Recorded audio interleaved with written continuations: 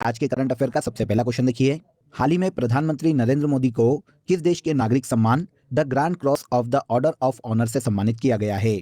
तो the grand cross of the order of honour से हाल ही में भारतीय प्रधानमंत्री नरेंद्र मोदी को सम्मानित किया गया है, जो कि देखिए ग्रीस का दूसरा सर्वोच्च नागरिक सम्मान है। आंसर ए हो जाएगा। ग्रीस के राष्ट्रपति कैटरीना एन सकेला रोपोलोव ने देखिए हाल ही में भारत के पीएम नरेंद्र मोदी को ग्रीस के दूसरे सबसे बड़े नागरिक सम्मान the grand cross of the order of honour से सम्मानित किया है। अब ये सम्मान भारतीय पीएम को क्यों दिया गया? तो देखिए इनके द्वारा वैश्विक स्तर पर पर्यावरण संरक्षण और आर्थिक प्रगति के लिए किए गए कार्यों के लिए हाल ही में भारत के पीएम को इस सम्मान से सम्मानित किया गया है। अब देखिए आपको यहाँ पर यह भी पता होना चाहिए कि नरेंद्र मोदी ग्रीस की यात्रा करने वाले भारत के दूसरे पीएम हैं। इनके पहले 1983 में सबसे पहली बार इंदिरा गांधी ने भारत के पीएम रहते हुए ग्रीस का पहली बार दौरा किया था। जैसा कि अभी मैंने आपको बताया कि यह सम्मान ग्रीस का दूसरा बड़ा नागरिक सम्मान है, जो कि 1975 से दिया जा रहा है। अब देखिए फ्रेंड्स, नरेंद्र मोदी को दिए गए अलग अलग देशों के अन्य सम्मान की बात करें तो ध्यान से सुनिएगा, क्योंकि एग्जाम में पूछे जा सकते हैं।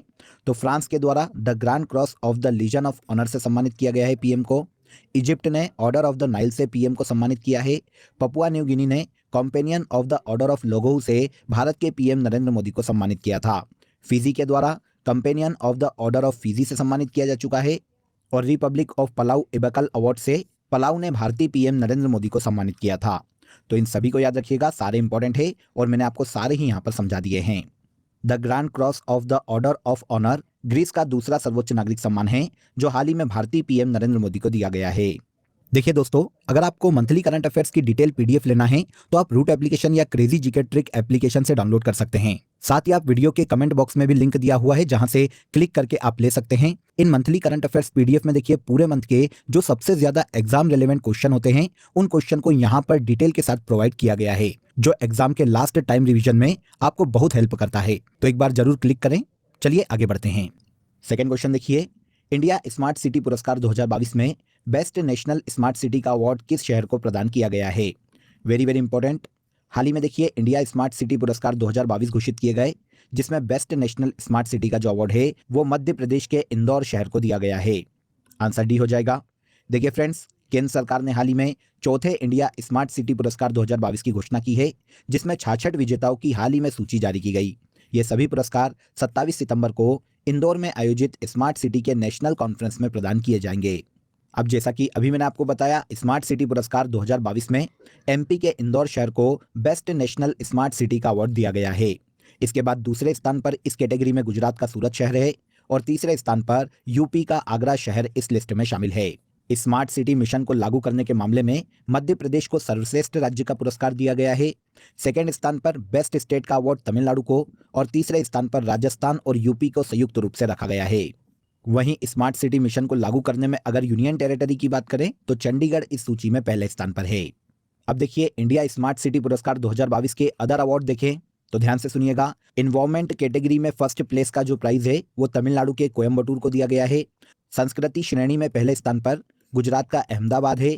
गवर्नेंस श्रेणी में पहले स्थान पर महाराष्ट्र का पिपरी चिंचवड़ शहर है। मोबिलिटी श्रेणी में पहले स्थान पर चंडीगढ़ को रखा गया है। तो ये अदर अवार्ड हैं जो कि देखिए इसी पुरस्कार में हाल ही में घोषित किए गए हैं। अब देखिए स्मार्ट सिटी मिशन की बात करें तो इसकी शुरुआत 2015 में भारत में की गई थी। भारत के 100 बड़े शहरों को स्मार्ट सिटी में बदलना इस योजना का मुख्य उद्देश्य है। अब इसी के तहत इंडिया स्मार्ट सिटी पुरस्कार 2022 की हाल ही में घोषणा की गई, जिसमें बेस्ट नेशनल स्मार्ट सिटी का जो अवार्ड है मध्य प्रदेश के इंदौर शहर को दिया गया है। सिंपल। आगे आइए, राष्ट्रीय अंतरिक्ष दिवस किस दिन मनाया जाएगा? तो देखिए नेशनल स्पेस डे की हाल ही में घोषणा की गई है।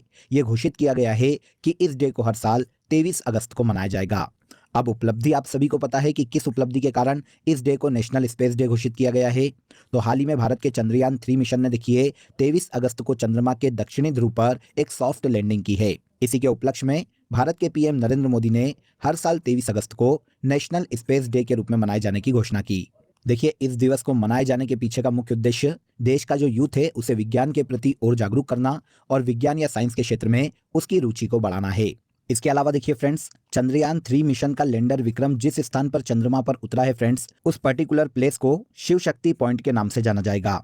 और इसके अलावा चंद्रयान 2 जो मिशन था उसने जहां पर अपने पद चिन्ह चंद्रमा पर छोड़े हैं उसे तिरंगा के नाम से जाना जाएगा।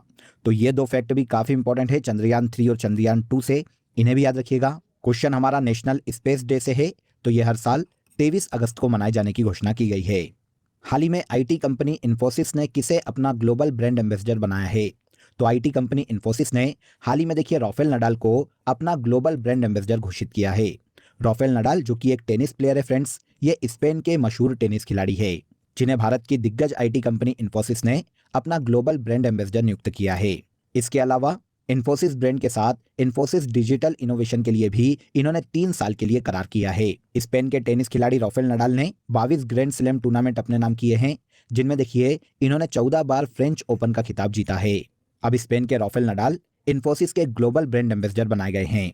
इन्फोसिस की बात करें तो जैसा कि अभी मैंने आपको बताया, ये इंडिया की एक मशहूर आईटी कंपनी है फ्रेंड्स, जिसकी देखिए स्थापना 1981 में की गई थी। क्वार्टर कर्नाटक के बेंगलुरु में स्थित है। एन.आर. नारायण मूर्ति इस संस्था के फाउंडर है और वर्तमान में इस संस्था के चेयरमैन नंदन एम नीलकंणी है। खेलो इंडिया महिला लीग का नया नाम क्या कर दिया गया है? खेलो इंडिया महिला लीग का नया नाम अस्मिता महिला लीग के नाम पर बदल दिया गया है। आंसर ए हो जाएगा। हाल ही में देखिए भारत के खेल मंत्री अनुराग सिंह ठाकुर ने घोषणा की है कि खेलो इंडिया महिला लीग का नाम अस्मिता महिला लीग के रूप में बदला जाएगा। अब देखिए अस्मिता महिला लीग में अस्मिता वर्ड का फुल फॉर्म अगर हम देखें तो achieving sports milestone by inspiring women through action, ये अस्मिता का फुल फॉर्म है इस टोटल लीग के नाम में। नाम परिवर्तित करने का उद्देश्य क्या है? तो भारत में लैंगिक समानता को आगे बढ़ाने और खेल के क्षेत्र में महिलाओं की भागीदारी को बढ़ावा देने के उद्देश्य से खेलो इंडिया महिला लीग का नाम अस्मिता महिला लीग कर दिया गया है। ओके, तो यहां तक के देखिए सभी क्वेश्चन आपको क्लियर हो गए होंगे। अब आ जाइए आज की कंट्री इन न्यूज में, हम उत्तरी अमेरिका महाद्वीप के देश यूएसए को यहाँ पर डिस्कस कर लेते हैं। ध्यान से सुनिएगा, सारे फैक्ट काफी इंपॉर्टेंट है। पहला देखिए, यूएसए की कैपिटल वॉशिंगटन डीसी है, यहाँ की ऑफिशियल करेंसी डॉलर है। जो बाइडेन यहाँ के प्रेसिडेंट हैं और यहाँ की वाइस प्रेसिडेंट के पद पर भारतीय मूल की कमला हैरिस है। मैक्सिको, कनाडा और क्यूबा यूएसए के पड़ोसी देश हैं। यूएसए में वर्तमान में 24 यूनेस्को साइट्स हैं, जिनमें Chaco culture, Independence Hall, Statue of Liberty और येलो स्टोन नेशनल पार्क शामिल है।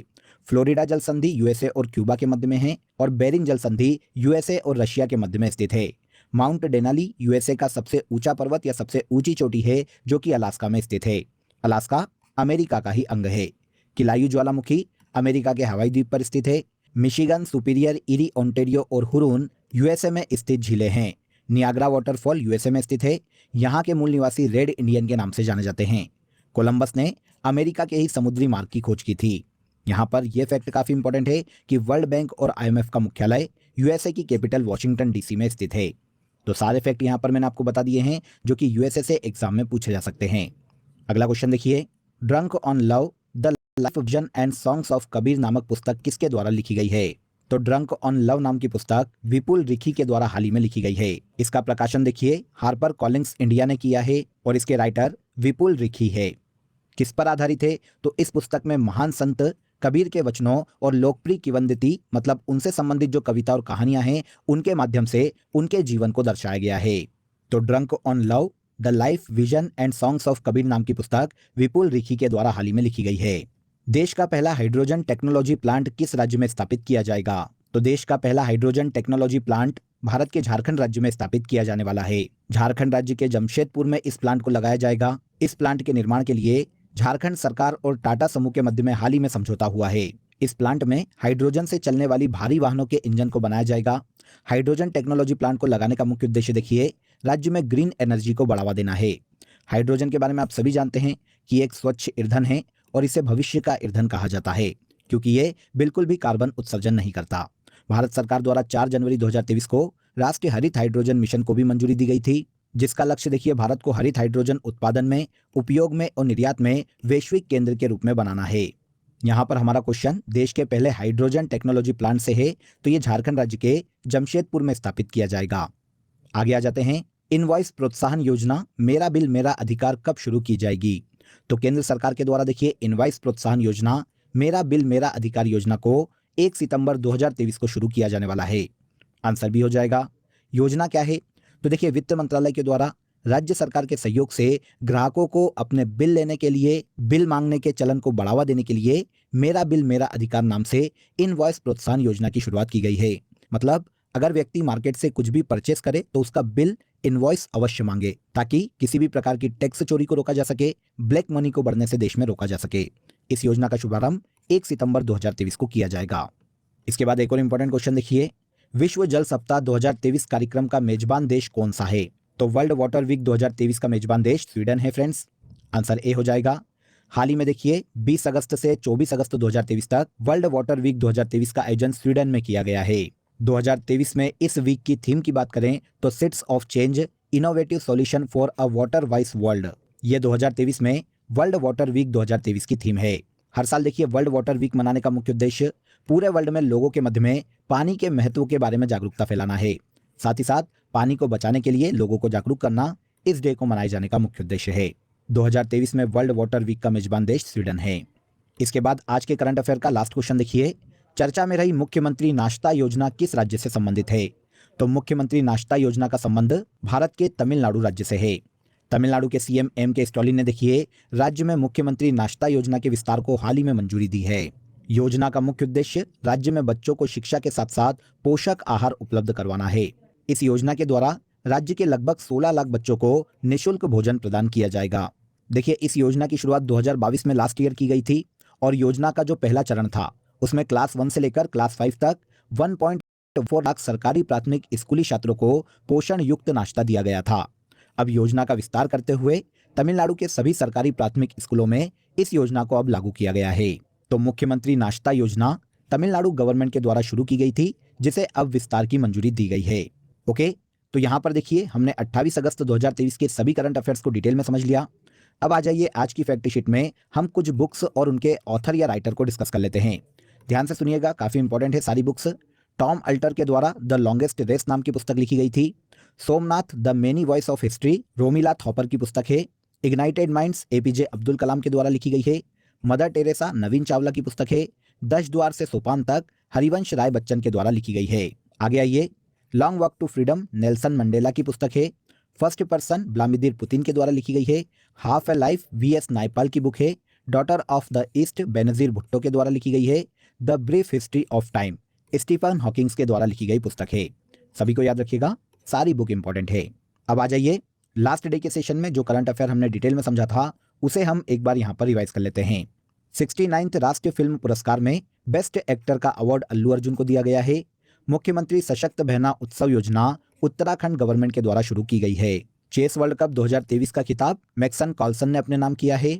चर्चा में रहा ब्रिक्स समूह में वर्तमान में 5 सदस्य देश हैं। 26वां राष्ट्रीय ई गवर्नेंस सम्मेलन का आयोजन मध्य प्रदेश के इंदौर में किया गया। फुकुशिमा दाइची परमाणु ऊर्जा संयंत्र जो कि हाल ही में चर्चा में रहा था, जापान में स्थित है। CSR times life time achievement award 2023 शालू जिंदल को दिया गया है। आगे आइए, सुराज कॉलोनी योजना मध्य प्रदेश राज्य की योजना है।